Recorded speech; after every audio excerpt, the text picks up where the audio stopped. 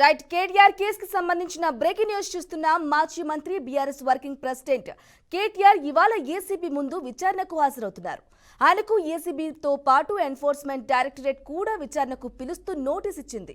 Formula ఈ carriage కు సంబంధించి నిధులు పక్కదారి పట్టాయనే ఆరోపణలు కేటీఆర్ ఎదుర్కొంటున్నారు. ఇక దీనిపై ఆల్రెడీ ఓసారి ఆయన ఏసీబీ విచారణకు వచ్చారు. ఇక తనతో పాటు లాయర్ ని కూడా అనుమతించాలన్నారు. అందుకు ఏసీబీ ఒప్పుకోలేదు. దాంతో వెనక్కి వెళ్లిపోయిన ఆయన మరోసారి విచారణకు వస్తున్నారు. ఇక విచారణ తర్వాత కేటీఆర్ ని అరెస్టు చేస్తారనే వాదన వినిపిస్తోంది. ఈ వాదనను బీఆర్ఎస్ ఖండిస్తోంది.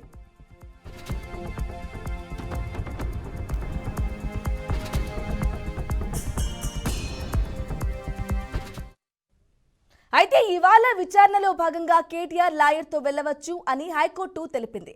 అయితే విచారణను ఆడియో వీడియో రికార్డ్ చేయడానికి హైకోర్టు ఒప్పుకోలేదు. అయితే లాయర్ని వెంటబెట్టుకుని వెళ్లొచ్చు అనేది కేటీఆర్ కి ప్లస్ పాయింట్. దీనివల్ల ఆయన విచారణ సమయంలో ఏం చెప్పాలి ఏం చెప్పకూడదు అనేది లాయర్ ద్వారా తెలుసుకుని జాగ్రత్తగా మాట్లాడే అవకాశం అయితే ఉంటుంది.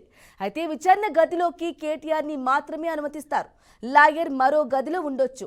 ఇవాళ లాయర్ రామచంద్రరావు కేటీఆర్ వెంట వెళ్తారని తెలుస్తోంది. ఇదే విషయంపై పూర్తి సమాచారం మా ప్రతినిధి మహేందర్ రెడ్డి అందిస్తారు. మహేందర్ రెడ్డి.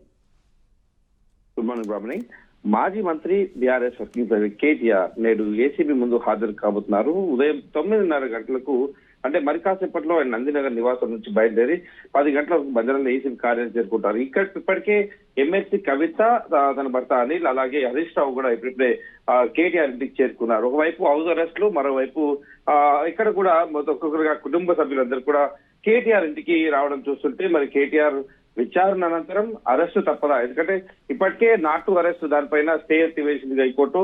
మరి ఇప్పటికే అరెస్ట్ చేస్తామన్న ఏసీబీ చెప్పిన నేపథ్యం, మరి ఇప్పుడున్న పరిస్థితులు అంటే ఇవన్నీ వాతావరణం అంతా చూస్తే కనుక కేటీఆర్ అరెస్టు తప్పదు అనేటట్టుగా నడుస్తున్న ప్రచారం నడుస్తుంది. ఎందుకంటే హౌస్ అరెస్టులు ఒకవైపు, మరోవైపు కేటీఆర్ నివాసానికి ఒక్కొక్కరిగా కుటుంబ సభ్యులతో పాటు మాజీ మంత్రులందరూ కూడా చేరుకుంటున్నాం. అంటే కేవలం విచారణ ఎదుర్కొంటే ఇక్కడే వెళ్లి విచారణ లాయర్తో పాటు వచ్చి రావచ్చు. కానీ ఈ వాతావరణం అంతా చూస్తే మాత్రం ఏదో జరగబోతుంది, తప్పదు అనేటట్టు వాతావరణం అయితే నెలకొంది. అయితే విచారణ సమయంలో లాయర్ను అనుమతించాలన్న ఆయన అభ్యర్థన కూడా ఏసీబీ నిరాకరించడంతో అప్పట్లో విచారణ నిలిపివేశారు. మరి ఈసారి హైకోర్టు ఆదేశాల మేరకు కేటీఆర్ లాయర్ తో విచారణకు హాజరయ్యే అవకాశం ఉంది. లాయర్ కూడా వెళ్తున్నాడు. లాయర్ ను విచారణ గదిలో కేటీఆర్ మాత్రమే అనుమతిస్తారు. లాయర్ ను మరో గదిలో ఉండొచ్చని హైకోర్టు తెలిపింది. ఇటు హైకోర్టు ఆడియో వీడియో రికార్డు కూడా అనుమతించినప్పటికీ లాయర్ వెంట ఉండడం కేటీఆర్ కు వ్యూహాత్మకంగా సహాయపడే అవకాశం అయితే కనిపిస్తుంది. మరి కేటీఆర్ విచారణ తర్వాత అరెస్టు చేయబడతానే ప్రచారం జోరుగా జరుగుతుండటంతో మరి వాదన బీఆర్ఎస్ తీవ్రంగా ఖండించింది. కానీ ఖండించిన దానికి భిన్నంగా ఇప్పుడున్న పరిస్థితి క్లియర్ గా కనిపిస్తుంది. బ్రాహ్మణి ఓవైపు హరీష్ రావు రావడం మనం చూస్తున్నాం. ఇంటికి కవిత వచ్చేసింది. కవిత అరెస్ట్ అయిన నేపథ్యంలో కూడా ఇలాంటి వాతావరణమే నెలకొన్న పరిస్థితి. హరీష్ రావు గృహ నిర్బంధం. ఇదే సమయంలో మాజీ మంత్రి హరీష్ రావుని నిర్బంధించారు. మరి హరీష్ రావు నివాసం వద్ద పోలీసులు కూడా మోహరించారు. సో మరి కాసేపట్లో కేటీఆర్ లాయర్ రామచంద్రరావు కూడా విచారణకు ముందు బయలుదేరుతున్నారు. రామచంద్రరావు తనకు వెంటే ఉంటాడు.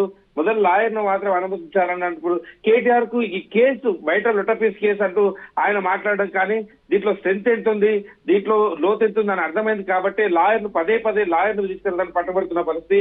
కానీ ఈ రోజు ఏదో జరగవచ్చు, ఖచ్చితంగా ఏదో జరగబోతుంది.